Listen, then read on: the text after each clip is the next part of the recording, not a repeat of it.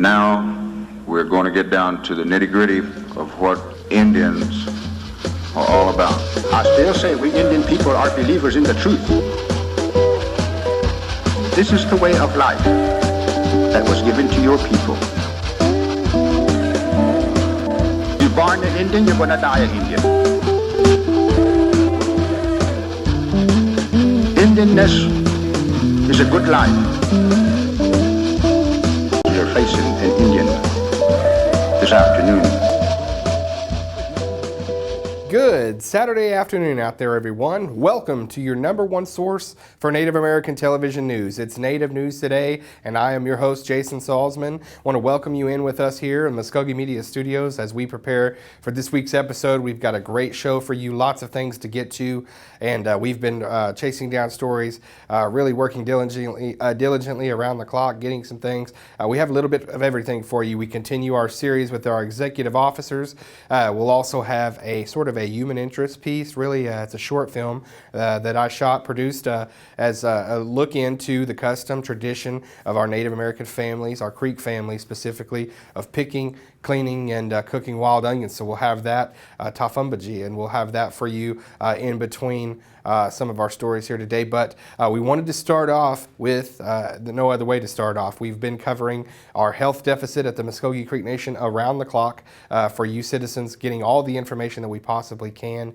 We have in the last few weeks reached out, put out requests for documentation, some documents we could get from the Office of the National Council and then the Principal Chief's Office. And through working with Principal Chief James Floyd himself, we were able to get some documents also from the council. So a host of documents. We wanted to cover that really in a weekly update. If you've been following us online, hopefully you've been on our online channel, Native News Today, the online channel on YouTube. You can see all the stuff that we're putting out as Muskogee Media, a lot of great information. But one of the things that a lot of people have been watching and keeping track of are our weekly updates, where we're giving you all, we're basically taking you along with us chronologically in our coverage. And as we get things, we want to update you. That's where the updates come in. So if you've been watching those online, we want to share with you now our latest weekly update from this week regarding some of the documentation that we received and is now available to you as citizens online. So we hope you enjoy this. And welcome into the Muskogee Media Weekly Update for the week of March 30th. I'm Jason Salzman along with Jessica McBride here. And Jessica, as we continue our coverage of the Muskogee Creek Nation Department of Health Deficit, we had recently in the last few weeks requested documents from the Office of the Principal Chief and from the National Council. Thanks to Principal Chief James Floyd himself and the office at the National Council, we did get some documents. And Jessica, talk a little bit about what we have here. So we have the appropriation legislation from the National Council approving some of the big projects from 2013 all the way through 2016 to present. We also requested the 2013, 14, 15, and 16 comprehensive annual budgets, and then we also have the 2013 and 2014 audits on the nation. Wonderful. Lots of documents here, as you can see in front of me. The great thing is for the citizens out there, we are in the process right now of scanning all of these documents, getting them electronically to where we can post. We will have them up concurrently with our coverage on our media outlets, our social media outlets, and also on our website. So be looking for that as we continue that. Right now, actually, we have that going on. So also of note with these documents is the audit from the fiscal year 2014 that we were provided with. Jessica, tell us a little bit about that audit. So we haven't had a chance to really dig through and go through it with a fine-tooth comb in detail, but things to note on pages 66 through 74 at the end of the audit, the auditors list discrepancies found within the nation. Some of those things include accounting practices that are older and not up to date. They also include immunization records that weren't being kept by the Department of Health, and a deficit was noted in the 2014 audit. One of the things to note is this is an audit on fiscal year 2014, which is October 1st, 2013 through September 30th, 2014.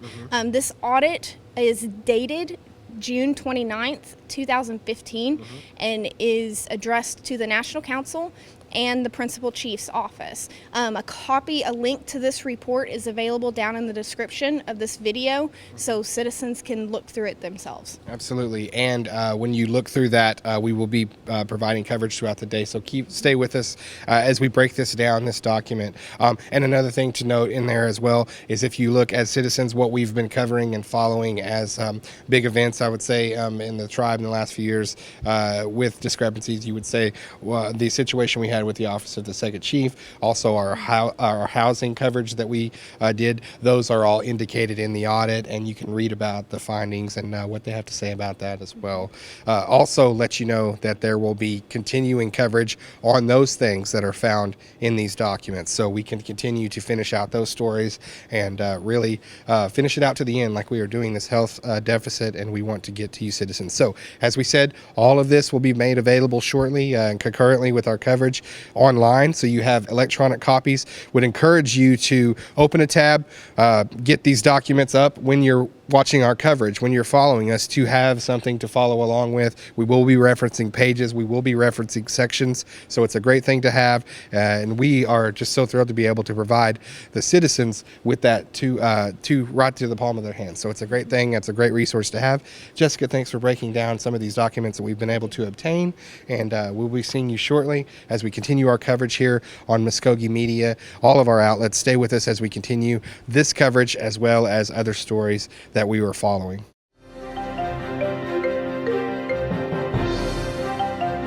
And for all of the access to the documentation that we speak of in the update and that we reference in the video, please visit our social media sites, Muskogee Nation News and Native News Today Facebook pages. Muskogee Media, all outlets have those available. You can click on them, read through them yourselves, and watch our coverage and use it as a guide. Stay with us as we go through and talk about the documents with it right in front of you. So it's a great resource to have for our citizens.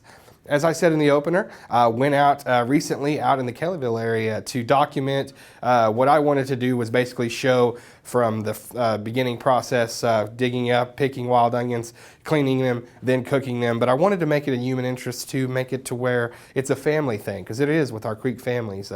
They grew up picking them a certain way, cleaning them a certain way. This is how my mom cooks them. I thought that was interesting, so I wanted to document that aspect of it. So this here is Tafambaji. I went out, shot, edited this, and I hope you enjoy it. It's a great video.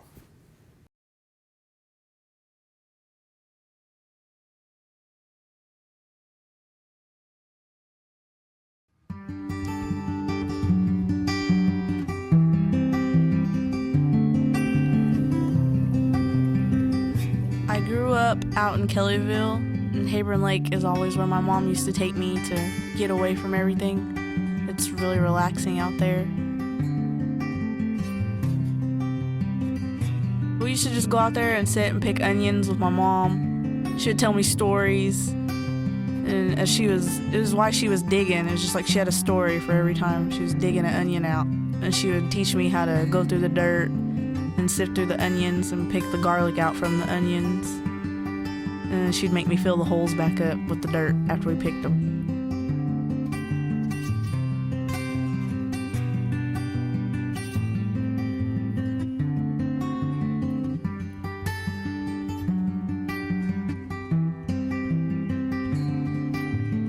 I like to go pick onions usually after it rains, because after a rainy day it's easier to cut into the ground and then pick through all the mud, because it just kind of falls apart. And your onions, it's just easier to break that dirt apart and get your onions out. Usually my mom always tells me that whenever the onions they got the big fat heads on them, she said those are going to be the tougher onions. She said those are the ones you really got to know how to cook. She said usually only the experts know how to cook those, because you have to cook them a lot longer.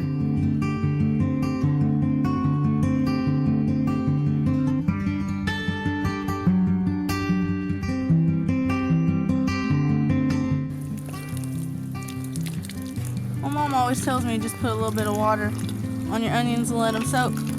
That way it helps the dirt come off of them, makes them a little easier to clean.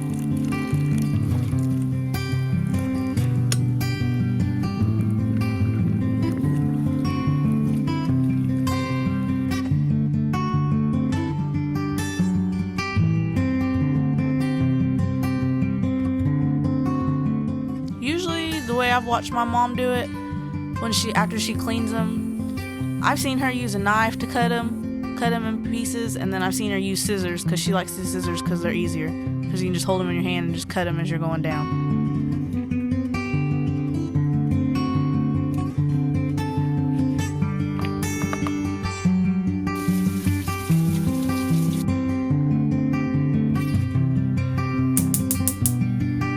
Okay, I'm going to add a little bit of grease to it, but not a whole lot. Just enough to like cover your pan.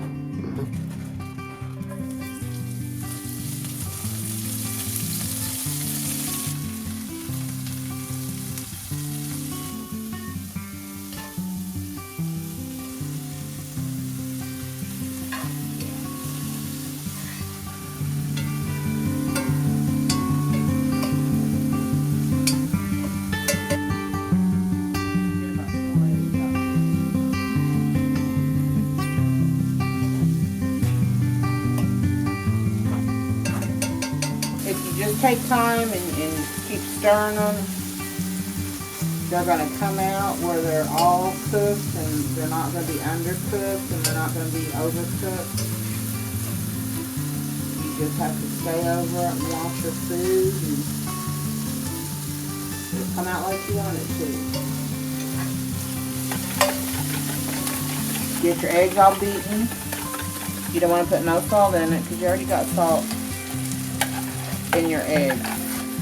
You don't want to put too much eggs in it because then you're defeating your purpose. You just want to put little eggs in there to add with your onions. You don't want the eggs to overcome your onions because you want to get the onion taste, because that's what you wait for. Everybody waits for the onions. By not adding so much water, you get the flavor of everything. If you add too much water, it takes away the flavor, not only from your onions, but your eggs as well.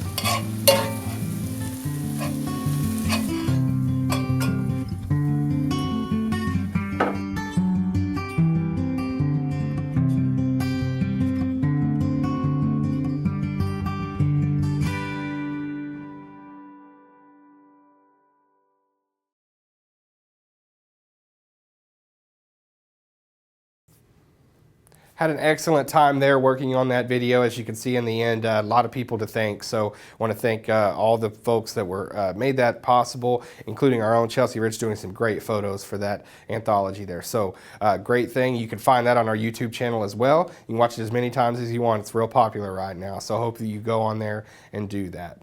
As I said also in the opener, we continue with our series on the executive officers of Principal Chief James Floyd's cabinet, getting some questions out there to some of his people that he's appointed that have been confirmed. Our next confirmed appointee is a unanimous confirmation, Mr. Kevin Dellinger. Many years as the Assistant Attorney General here at the Muskogee Creek Nation, also spent some time as Secretary of the Nation in a cabinet position, now the Attorney General of the Muskogee Creek Nation. I talked to Kevin about everything from what his job entails to some of the tough decisions that he has to make in that position. So we hope you enjoyed this interview with Attorney General Kevin Dellinger. Okay, pleased to be joined now with the Attorney General of the Muskogee Creek Nation, Mr. Kevin Dellinger. Kevin, thanks so much for being with us today. Thank you for having me. It's a pleasure. Well, now, Kevin, we just want to sort of get you on as our ongoing series with the naming of our executive officers here in Chief Floyd's administration. First off, talk a bit about your experience with the tribe. This certainly isn't your first go around here at the Muskogee Creek Nation in the Attorney General's office. So tell us a little bit about your background. I started here at the Muskogee Creek Nation in 1996 as an Assistant Attorney General for the nation, held that position until 2008, and then in 2008, from 2008 to 2012, I became the Secretary of the Nation for the Muskogee Creek Nation, held that position for 4 years, and then in 2012, went back to the Attorney General's office, and then of course just with Chief Floyd's administration have been named the Attorney General for the nation.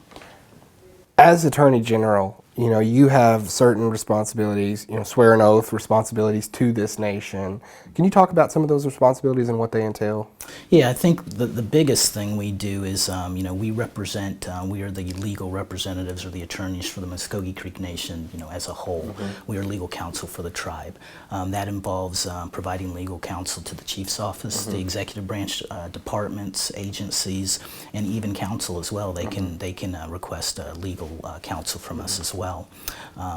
You know, we are the office that represents the nation in all capacities. That involves going to tribal court, federal court, state court, and tribal court as well. The biggest thing I think we are charged with doing is really protecting the sovereignty of the nation. That's the biggest thing I think we do. But we are involved in many different things, from legislation, reviewing contracts, issues with children and family services, adoptions, terminations. We just do just about everything. I've always told people, working for a tribe, I think, is one of the greatest things an attorney can do, because we have to be familiar with tribal law, state law, federal law, local law, common law, traditional law. So you really get to do a little bit of everything. So and that's really what we do. We do just about anything and everything for the nation in regards to any type of legal issue the nation's faced with. Let's talk about the structure and really the structure of the government and the hierarchy and kind of where AG sits and how he fits in all of that, whether it's under the executive branch, so how does that really happen? Well, we're for the most part an independent office of the nation. We do provide services to the chief. That's provided for under the law, or required under the law, that when he has questions or needs assistance, we provide that. But also we do that for the council as well. So we are to be independent. We're not to be exclusively chief's legal counsel or exclusively the national council's attorney or legal counsel. We are really looking after the best interests of the nation as a whole. So I think that's where we fit in. We are independent. We are here to look after the best interests of the nation, again, as a whole and as an independent body. That means sometimes telling the council we think they're wrong, can mean telling the chief that, hey, we think you're wrong on this as well. Or really we are to protect the nation and provide the best legal service we can. And everything's based upon the law. That's really what we're charged with. That's what we're really trying to do. It sounds a little harsh, I guess, to say we can tell the nation they're wrong or the chief they're wrong. What we're really trying to do is just follow the law, follow the Constitution, established laws, the statutory laws created here at the nation. And so that's really what we're supposed to be doing. So we are to be independent and use that independent judgment, again, to protect all departments, all agencies, all branches of the government. I love that you bring that up, because it brings up a fascinating point, and it's something to look at. I'm speaking with an attorney today here, a lawyer, so I know you guys like to work in precedents and seeing cases and how they play out, and then how do we react in the future from what happens here and what plays out in these cases. And in a previous administration, we had a situation where the National Council has a fact-finding committee, okay, and they present to, they want testimony from people around the tribe. They want, as part of their fact-finding committee, the council requests their testimony. The chief has a legal representative, not in the AG's office, squelch the testimony. So then you have kind of a holding period.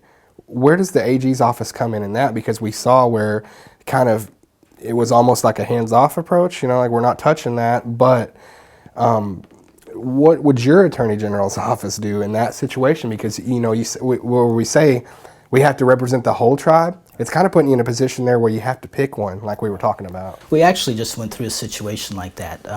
That the council was looking into a matter through fact-finding. They did want to interview certain individuals, employees here at the nation, and we did take it, we did look into the issue, but we are trying right now, and I think both the legislative branch and the executive branch is doing a really great job, I think, of working together.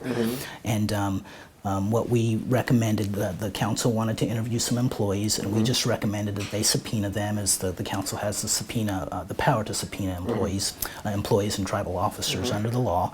And so we just requested that they subpoena them, and if they would subpoena them, we would comply with the law, and so or comply with their request. And so they did submit the subpoenas to the individuals, and they did have a hearing. We recommended for everyone to show up. We again were trying to work together. Council was trying to find out some information so they could make some improvements to the law, and we all agreed that the only way they could do that is to have this hearing and to hear what people had to say, what employees had to say. And so we encouraged everyone to show up. I believe they did have the fact-finding hearing. It was a closed hearing, an executive session, because it dealt with a confidential matter. But my understanding is that went well, and they got the information they needed, and that will, in the long run, help the council turn around and create some better law. We can always improve the law. So I think the outcome is that they're going to be able to improve our laws, and those laws will be for the best, again, for the nation. And again, that's really what we're here for, to protect the nation, make sure our laws can be as good as they can be, and again, we can always improve them, and we can always become better as well. So I think there's a little bit of a difference right now. That's how we proceeded. Again, we just always want to follow the law, and we just asked council to do that. They obliged, and we told them, well, we will oblige too. And so I think that's again another really great thing right now. Both branches are working really well together. So we talk about protecting the nation and what your duties are with that, and that certainly includes assets. And we look at, recently here in the last couple of years, we had a big case come up with an elected official actually committing crimes against the nation as far as embezzling some funds. That was not handled in tribal court. It was an outside court. Can you talk about the process and what goes into us not handling that, but an outside court, and really what the reason is for that? I think the reason for that situation, the pretty simple reason, was we felt that was the best way to prosecute the case. Taking a look at it, we determined that instead of going through the tribal court route, that going through the federal court would be the best way, again, to protect the nation and its assets. So that's why we look at those things to determine whether the best interests of the nation will be best protected going through tribal court or going through the federal court. And so the decision was made that the federal court was the better way to go in that, and it did end up basically, or in the end, protecting the nation's assets and putting us in the best situation we could be due to what had happened. Kevin, as we talk about the AG's office presently, do you guys sort of take on things as they come at you? Are you looking at things that have previously happened, that are ongoing investigations, things like that you're, not to give away too much about cases you're working on, but is it more of a as they come to you basis, or are you looking at things that are ongoing that have happened previously?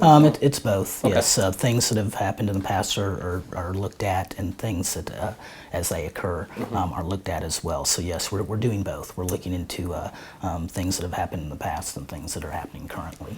So moving forward, we're just a little over a month into your term as AG. What are some of the things you sort of look to sort of establish yourself and going forward? A couple things. I hope the biggest thing, and one of the biggest impacts I can make in the office directly, is customer service. I think that's something we can always work at and always improve, and I think we should always treat others the way we want to be treated. So I try to keep an open door policy. If someone comes in the office and needs some assistance, no matter who it is, I always try to speak with them and make time for them. So I think that's probably just within the office one of the big things I'm trying to implement, and that doesn't just go for me, but I think for the office as a whole. We want to improve on that. One of the things I'm really excited that the council has just passed legislation to authorize us to participate in is the Muskogee Creek Nation Code annotated. In the past, that has been the responsibility of a 3-member committee, and that committee was made up of the chief, the speaker, and the judge of the district court. Those are 3 pretty busy people, and 3 people that are pretty hard to get together. So we had made I think one of the council representatives had recommended and asked if our office would be interested in taking that on ourselves. and we agreed to. So so I think that's pretty exciting that we're going to be responsible for the code and trying to get it updated, trying to get it updated as soon as legislation is passed and certified. And I think the ideal we have is to do it electronically so people can access it at any time, any place, anywhere. So that's another thing I'm real excited about doing. I think that's overdue. In the past, everything is done by code book, and that's kind of difficult to stay on top of. Sometimes we have to wait a full year to update a code book, or even maybe over a 5-year period, wait to update it and make everything current. But if we do it electronically, we think we can do it right then and there. So that's pretty exciting. I think that's something we're looking forward to. When you look at it, updating the code, when you guys are looking at it, is there any room in there, revision, amendment type of thing? I mean, does things jump out at you that say, take another look at that? Maybe? Well, I think we can always, I can't think of one just right off the top of my head, but I do think, our code is a living, breathing document, and we shouldn't ever just be satisfied. I think we can always improve things, improve the law, make it more, maybe easier to read. I just think that's something that is overdue, and it is really something that needs to be stayed on top of. And it's, like I said, with that 3-member committee in the past, that was kind of hard to do for those people to get together and do that. But I just think that's always kind of been my philosophy. It is a living, breathing document. It needs to change with the times. And so, yeah, there are probably some provisions in there that are outdated or just need to be improved to meet the needs of the nation today in 2016. Okay, Kevin Dellinger, our Attorney General, recently confirmed by the National Council unanimously. Kevin, thank you so much for visiting with us today and answering our questions. Thank you. Thank you. Have a great day. You bet, you too. And that'll do it for this week's episode of Native News Today. We want to thank you all for joining us here. I want to thank everybody that made this show possible, the stories that made it possible. Thank Kevin Dellinger once again for sitting with us for an interview there. Also, Jamie Rowland, Joanne Lowe, all the people that made that happen with our Tafumbaji